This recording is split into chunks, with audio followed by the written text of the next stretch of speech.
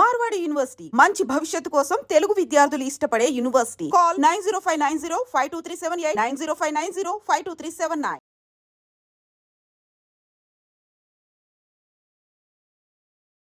నమస్తే, నేను Kavitha. Welcome to I dream. సొంత మైదానంలో ఎస్ఆర్హెచ్ టీం ఒక మ్యాచ్ ని గెలిస్తే ఒక మ్యాచ్ ని ఓడిపోయింది. ఫస్ట్ మ్యాచ్ లో 300 రన్స్ చేయలేదని ఆడియన్స్ నిరాశ చెందితే, సెకండ్ మ్యాచ్ లో కనీసం 200 రన్స్ కూడా చేయలేకపోయింది. కొంతలో కొంత ఆల్ అవుట్ కాకుండా అయినా బతికిపోయామనుకుంటున్న టైంలో లక్నో సూపర్ జెయింట్ విజయం వరించింది.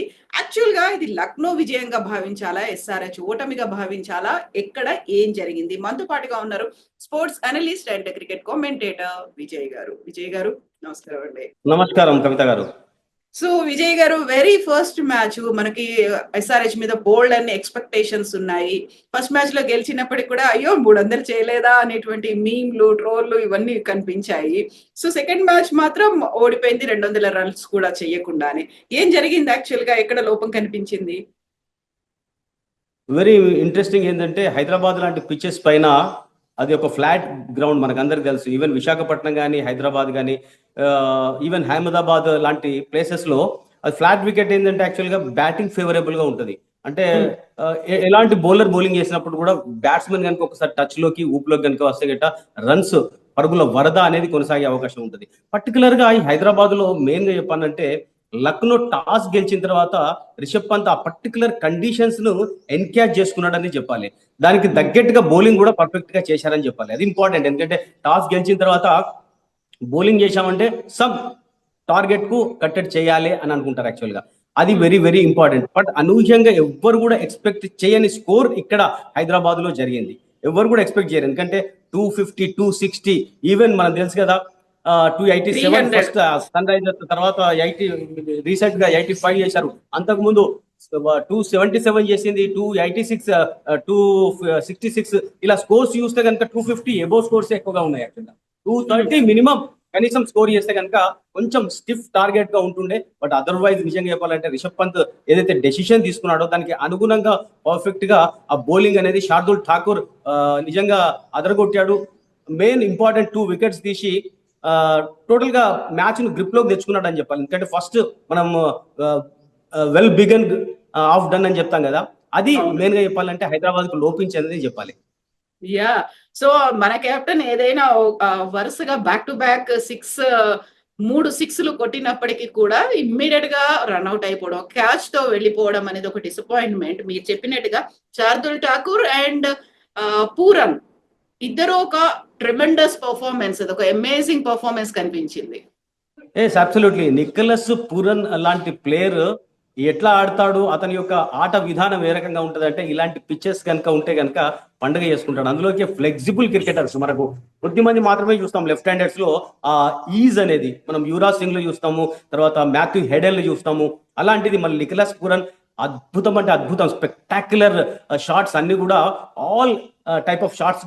మెయిన్ గా చెప్పాలంటే అభిషేక్ శర్మను కొట్టిన సిక్సర్స్ అయితే నిజంగా మెరుపులు మెరిపించాడని చెప్పాలి. జస్ట్ షార్ట్ ఆఫ్ లెంత్ వచ్చిందంటే దాన్ని యాక్చువల్ గా స్వింగ్ చేస్తూ అటు ఫైన్ లెగ్ మీద నుంచి, అటు మిడ్ వికెట్ నుంచి, even out side the off stump pitch చేసినా కూడా పవర్ అప్లై చేసి దాన్ని కవర్స్ మించి కొట్టిన ఆ సిక్సర్స్ నిజంగా చెప్పాలంటే చూడ ముచ్చటమైన షాట్. అందులోకి జస్ట్ 26 బాల్స్ లో అతడు 70 రన్స్ అంటే 269 స్ట్రైక్ రేట్. అది మామూలు స్ట్రైక్ రేట్ కాదు యాక్చువల్ గా. నిజంగా చెప్పాలంటే క్రికెట్ లవర్స్ అందరు కూడా ఎంజాయ్ చేసే ఆట ఏదైనా ఉన్నదంటే ఐపీఎల్ లో ప్రస్తుతం జరిగిన ఆటలు బట్టి అది నికోలస్ పూరన్ ఆటనే అని చెప్పాలి.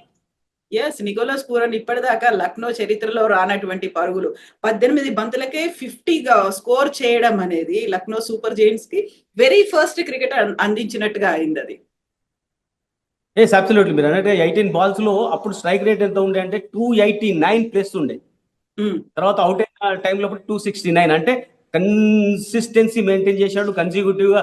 అటు ఎక్కడ కూడా యాక్చువల్గా చెప్పాలంటే అతడు సెలెక్షన్ ఆఫ్ షాట్స్ అని అది కాదు, బాల్ కు అనుగుణంగా ఆడాడు. That is very important. ఎందుకంటే ఒక గ్రేట్ క్రికెటర్ లో ఉన్న క్వాలిటీ ఏంటంటే యాక్చువల్ గా ఎంత మంచి బౌలింగ్ చేసినా, ఎంత మంచి బాల్స్ వేసినా కూడా బ్యాట్స్మెన్ కనుక ఒకసారి టచ్ లోకి ఊపులోకి వస్తే కనుక ఇలాంటి విధ్వంసం కొనసాగుతుంది అన్న దానికి ఒక గ్రేట్ ఎగ్జాంపుల్. ఎందుకంటే ఒకటి క్రికెట్ లో మనం డిస్కస్ చేయాలంటే కవిత, వెరీ వెరీ ఇంపార్టెంట్ ఏంటంటే యాక్చువల్గా చెప్పాలంటే బౌలర్ మంచి రిధంలో బౌలింగ్ చేస్తున్నాడు, మంచి లైన్ అండ్ లెంత్ లో బాల్ వేస్తున్నాడు. అయినప్పటికీ కూడా బ్యాట్స్మెన్ కనుక టచ్ లోకి వచ్చి పర్ఫెక్ట్ గా రీడ్ చేసి బౌండరీ, సిక్సర్ ఇలా ఈజీగా ఆడుతున్నాడు అన్న సమయంలో మాత్రం ఎలాంటి బౌలర్ నైనా కూడా విధ్వంసం చేసడానికి ఇదే ఎగ్జాంపుల్. ఎందుకంటే మెయిన్ గా నికోలస్ పూరన్, అందులోకి మిచెల్ మార్ష్, ఈ ఇద్దరు ఓపెనర్స్ నిజంగా చెప్పాలంటే ఒక గ్రేట్ గ్రేట్ గ్రేట్ ఓపెనింగ్ పేరు అని చెప్పాలి మెయిన్ గా లక్నోకు. ఎందుకంటే మిచెల్ స్టార్క్ మనం లాస్ట్ మ్యాచ్ వీళ్ళిద్దరు కూడా 72, 75 ఇద్దరు వండర్ఫుల్ గా ఆడారు. అదే ఊపు, అదే ఫామ్, అదే టచ్ కొనసాగిస్తున్నారు. నేను ఎందుకంటున్నానంటే యాక్చువల్గా మెయిన్ గా ఈ ఇద్దరిలో ఉన్నది ఏంటంటే యాక్చువల్గా కమిట్మెంట్. అంటే కమిట్ అయ్యి ఆడడం వేరు. బాల్ పిచ్ అయిన తర్వాత ఆ ఫ్రాక్షన్ ఆఫ్ సెకండ్స్ లో ఆ డెసిషన్ తీసుకొని బంతికి అనుగుణంగా ఆడే తీరు వేరు. అది ఇక్కడ వీళ్ళలో కనిపించింది యాక్చువల్గా. కమిట్ అంటే ఫర్ ఎగ్జాంపుల్ హైదరాబాద్ ఓడిపోవడానికి మెయిన్ గా కమిటెడ్ ఆట ఆడారు. ప్రతి బాల్ కూడా సిక్సర్ బౌండరీ సాధించే ప్రయత్నం లోపల క్యాలిక్యులేషన్ మిస్ అయింది. At the same time Hyderabad place లోపల అబ్జర్వేషన్ మిస్ అయింది. చిన్న ఎగ్జాంపుల్ చెప్తా. యాక్చువల్గా అభిషేక్ శర్మ ఆడుతున్నాడు కదా, ఆడే టైంలో చెప్పాలంటే చక్కగా ఆడుతున్నాడు, మంచి ఫ్లోలో బ్యాటింగ్ చేస్తున్నాడు. అప్పుడు శార్దుల్ ఠాకూర్ వేసిన ఒక షార్ట్ లెంత్ డెలివరీ అది కూడా ఏంటంటే అతడు టైం తీసుకొని షాట్ ను మలిచి మిడ్ వికెట్ వైపు ఆడాడు. యాక్చువల్గా మిడ్ వికెట్ వైపు అతని యొక్క అబ్జర్వేషన్ మిస్ అయింది. ఎందుకంటే అక్కడ ఫీల్డర్ ఉన్నాడు కదా, ఫీల్డర్ ఉన్నప్పుడు ఏంటంటే క్యాలిక్యులేషన్ మిస్ అయింది, అబ్జర్వేషన్ మిస్ అయింది, రెండు మిస్ అయినాయి. ఎందుకంటే క్యాలిక్యులేషన్ అంటే ఏంటి కదంటే క్యాలిక్యులేషన్ తో ఇంత పవర్ అప్లై చేస్తే అది సిక్సర్ వెళ్తుంది. అక్కడ ఫీల్డర్ ఉన్నప్పటికీ 10 ఫీల్డర్లు కూడా సిక్సర్ వెళ్తుంది అన్నప్పుడు అప్పుడు స్వేచ్ఛగా ఆడే అవకాశం ఉంటుంది. అక్కడ క్యాలిక్యులేషన్ మిస్ అయింది. తర్వాత మెయిన్ గా ఫీల్డర్ అబ్జర్వేషన్ మిస్ అయింది. అక్కడ ఫీల్డర్ ఉన్నాడు కదా, పక్క కొంచెం వైడిష్ గా ఆ మిడ్ వికెట్ కానీ లేకుంటే స్క్వేర్ లెగ్ వైపు ఆడినా కూడా అతనికి కనీసం అది ఎయిర్ లో వెళ్ళినా 1 బౌన్స్ బౌండరీ అన్న వచ్చే అవకాశం ఉంటుంది. సో ఈ రెండు మిస్టేక్స్ అక్కడ జరిగినాయి. మెయిన్ గా 2-3 అవుట్స్ మనం అదే చూసాం. ఈవెన్ అక్కడ క్లాసెన్ అవుట్ అయితే ఏం చెప్పాలంటే ఒక పూర్తి డిసప్పాయింట్మెంట్. క్లాసెన్ అద్భుతంగా మెరుపుతున్న టైంలో కూడా అనూహ్యంగా అతడు ఆ రకంగా ప్రిన్స్ బౌలింగ్ లోపల రిటర్న్ క్యాచ్ మిస్ అయినప్పటికీ ఆ బాల్ తాకి వికెట్లకు తగలడం నిజంగా అదొక డిసప్పాయింట్మెంట్. హైదరాబాద్ కి రెండు నిజంగా చెప్పాలంటే పూర్తి డిసప్పాయింట్మెంట్ చేసి, అదర్వైజ్ క్లాసెన్ అవుట్ కాకుండా మాత్రం 230+ స్కోర్ చేసే అవకాశం కూడా అక్కడ ఉంది. సో హోమ్ గ్రౌండ్ అనేది ప్రతిసారి ఒక సెంటిమెంట్ కలిసి వస్తుంది, అక్కడ తప్పకుండా గెలుస్తారు అనుకున్నప్పుడు ఆ ప్రెషర్ కూడా ఎక్కువ ఉన్నట్టు కనిపిస్తోంది కదా. గుజరాత్ టైటన్స్ అలాగే హోమ్ గ్రౌండ్ అహ్మదాబాద్ లో ఓడిపోయారు.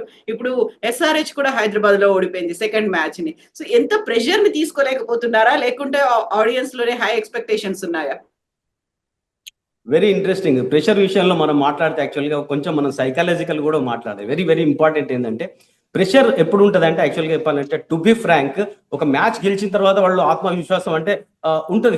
ప్రెషర్ ఎంత ఉంటుంది, ఒక 30% ప్రెషర్ మాత్రమే ఉంటుంది. ఎందుకంటే టాస్ గెలిచిన టైం లోపల మనం అనుకున్న డెసిషన్ కంటే అపోజిట్ వేరే డెసిషన్ వచ్చింది. ఇప్పుడు మనం బ్యాటింగ్ చేయాలనుకున్నాం అనుకోండి, అక్కడ బౌలింగ్ చేయాలనుకుంటే బ్యాటింగ్ వచ్చింది అనుకోండి, అక్కడ కొంచెం ప్రెషర్ ఉంటుంది. అదర్వైజ్ నిజంగా చెప్పాలంటే ఒక మంచి టాప్ క్లాస్ బౌలర్స్ ఉన్నారు. ఇక్కడ మన ఓపెనింగ్ పేర్లో కొంచెం ఒక డిఫికల్టీ ఉన్నప్పుడు ప్రెషర్ ఉంటుంది. బట్ ఇక్కడ హైదరాబాద్ టీంలో అలా లేదు. ఫస్ట్ మ్యాచ్ బ్రహ్మాండమైన విక్టరీ సాధించిన తర్వాత వాళ్ళ ప్రెషర్ అనేది చాలా తక్కువగా ఉండే అవకాశాలే ఎక్కువగా ఉంటాయి. ఎందుకంటే మెయిన్ గా స్పెక్టేటర్స్, హోమ్ క్రౌడ్ ఒకటి ఉంటుంది. మెయిన్ ఇంపార్టెంట్ ఏంటంటే ప్రెషర్ ఎక్కడ హైదరాబాద్ కు అప్లై అయిందంటే very very very very important గా మనం డిస్కస్ చేయాల్సింది ఏంటంటే హైదరాబాద్ ప్లేయర్స్ మన అభిషేక్ శర్మ అవుట్ అయిన తర్వాత ఫస్ట్ ఓపెనింగ్ పేరు చక్కగా ఆడుతుంది.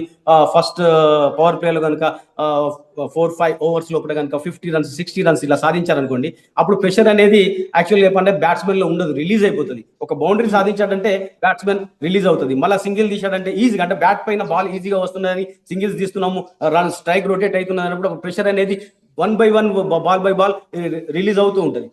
అదే బౌలర్ పాయింట్ ఆఫ్ వ్యూ ఆలోచిస్తే బౌలర్ కనుక ఎంత మంచి బాల్ వేసినా బ్యాట్స్మెన్ చక్కగా ఆడుతున్నాడు, చక్కగా రీడ్ చేసి బౌండరీలు 6 సాధిస్తున్నాడు అంటే అప్పుడు ప్రెషర్ బౌలర్ పైన ఉంటుంది. ఒకవేళ బ్యాట్స్మెన్ డిఫికల్టీ ఫేస్ చేస్తున్నాడు, బౌలర్ వేసినప్పుడు బాల్ సరిగ్గా రీడ్ చేయలేకపోతున్నాడు, బాల్ సరిగ్గా బ్యాట్ పైకి రాలేదన్నప్పుడు అప్పుడు కొంచెం ప్రెషర్ అనేది ఉంటుంది.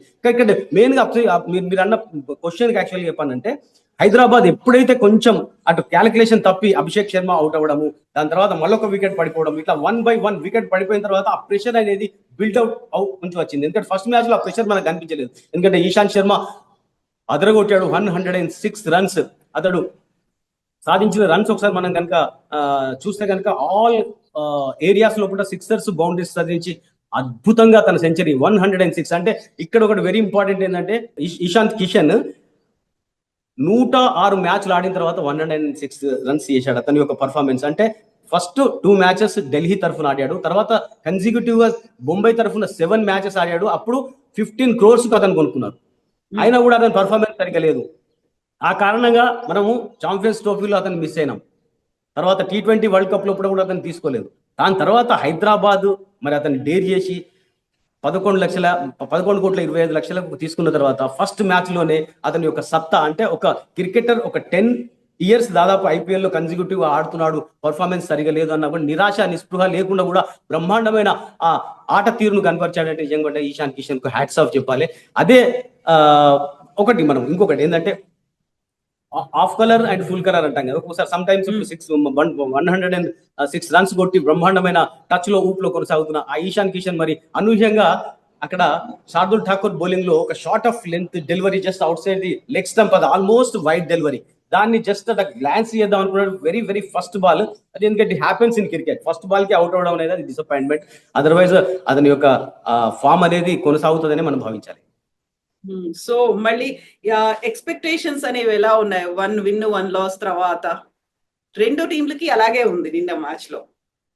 ఎస్, మీరు అన్నట్టుగా మరొక మ్యాచ్ మళ్ళీ విశాఖపట్నంలో జరుగుతుంది కనుక, అది ఢిల్లీతో జరుగుతుంది కనుక కొంచెం ఢిల్లీని కూడా ఏం తక్కువ అంచనా వేసే అవసరం లేదు. ఎందుకంటే వాళ్ళు ఆల్రెడీ బ్రహ్మాండమైన విక్టరీ సాధించారు. అందులోకి మనం చూసాం కదా, ఆశుతోష్ అనే ఒక ప్లేయర్ మెరుపులు మెరిపించాడు. ఎప్పుడు కూడా మనం ఎక్స్పెక్ట్ చేయలేని మ్యాచ్, ఇప్పటి వరకు జరిగిన ఈ 4-5 మ్యాచెస్ లోపల ద బెస్ట్ మ్యాచ్ చేసింగ్ లో ఎవరైనా చేశారంటే అది యాక్చువల్ గా ఢిల్లీనే. ఆశుతోష్ సాధించిన ఆ గ్రేట్ 66 runs వండర్ఫుల్ విక్టరీ సాధించిన ఆ తీరు మనం చూసాం. అందులోకి మెయిన్ గా స్టబ్స్ లాంటి ఒక గ్రేట్ ప్లేయర్ ఉన్నాడు, అందులో కూడా మనకు డూప్లెసీ లాంటి ప్లేయర్ ఉన్నాడు. వీళ్ళంతా కూడా మంచి బ్యాటింగ్ లైనప్ ఉన్నది. అందులోకి మోహిత్ శర్మ, తర్వాత మిచెల్ స్టార్క్, కుల్దీప్ యాదవ్ లాంటి మేటి బౌలర్లు ఉన్నారు. కాబట్టి కొంచెం ఢిల్లీతో కూడా కొంచెం జాగ్రత్తగా ఆడాలి. అదర్వైజ్ నిజం చెప్పాలంటే అది కూడా మన హోమ్ క్రౌడ్ ముందే ఇక్కడ, ఎందుకంటే మరి హోమ్ క్రౌడ్ అంటే హైదరాబాద్ లో డిసప్పాయింట్మెంట్, దాన్ని డెఫినెట్ గా మరి ఓవర్కమ్ చేస్తుందనే అనుకోవాలి. ఎందుకంటే విశాఖపట్నంలో మనం చూసాం యాక్చువల్ గా అది కూడా ఒక ఫ్లాట్ వికెటే, బ్రహ్మాండంగా సిక్సర్లు బౌండరీలు సాధించే వికెట్ కనుక అక్కడ డెఫినెట్ గా కొంచెం ఆత్మవిశ్వాసంతో ప్యాట్ కమిన్స్ కనుక మరొక వ్యూహంతో కనుక వెళ్తే కనుక చాలా బాగుంటుంది అనిపిస్తుంది. ఎందుకంటే మెయిన్ గా ఇంకొక విషయం ఏం చెప్పాలంటే బౌలింగ్ పాయింట్ ఆఫ్ వ్యూ లో కూడా చాలా మిస్టేక్స్ జరిగినాయి. యాక్చువల్ గా ఎక్కడనైతే పర్టికులర్ గా ఇంపాక్ట్ ప్లేయర్ అని మనం భావిస్తామో అలాంటి ఇంపాక్ట్ ప్లేయర్ ను జంపాను అక్కడ రన్స్ బాగా వస్తున్నాయి, బౌండరీలు సిక్సర్లు అద్రగొడుతున్నారు అన్న టైంలో అక్కడ ఓవర్ కు 10-12 runs మాత్రమే వచ్చినాయి. ఫస్ట్ 6 overs లోపల 49 runs వచ్చినాయి, 48 runs వచ్చినాయి. దాని తర్వాత జస్ట్ నెక్స్ట్ 6 overs లో చూస్తే కనుక మీరు క్యాలిక్యులేట్ చేస్తే 70+ runs వచ్చినాయి. అంటే ప్రతి ఓవర్ లోపల ప్యాట్ కమిన్స్ బౌలింగ్ లో 15 runs, దాని తర్వాత అభిషేక్ శర్మని తీసుకువస్తే అతని బౌలింగ్ లోపల 17 runs, తర్వాత మళ్ళా ఇంపాక్ట్ ప్లేయర్ అని తను స్వయంగా డ్రాప్ అయి ప్యాట్ కమిన్స్ జంపాన్ తీసుకువచ్చాడు. జంపాన్ తీసుకువస్తే వెరీ ఫస్ట్ ఓవర్ లోనే అతన్ని యాక్చువల్గా చెప్పాలంటే 19 runs. అంటే ప్యాట్ కమిన్స్ ఎందుకు తీసుకువచ్చాడంటే నికోలస్ పూరన్ అగైనెస్ట్ ఈ యొక్క జంపాన్ రికార్డ్ బాగుంది, చాలా సందర్భాల్లో అతను అవుట్ చేశాడు. బట్ ఎవ్రీ టైం అదే చెప్పే ఒక మంచి బౌలర్ అక్కడ ఎంత మంచి బాల్స్ వేసినా ఆ సిచ్యువేషన్ కనుక బ్యాట్స్మెన్ ఫేవర్ లో ఉంటే కనుక ఎలాంటి బౌలర్ అయినా కూడా బ్యాట్స్మెన్ లెక్క చేయడు. అదే మనకు అక్కడ చూసాం అక్కడ Nicholas Pooran. So thank you so much Vijay గారు. మళ్ళీ మనం నెక్స్ట్ మ్యాచ్ తర్వాత మళ్ళీ మాట్లాడుకుందాం. Thank you for your analysis. Thank you very much, my pleasure. I dreams కు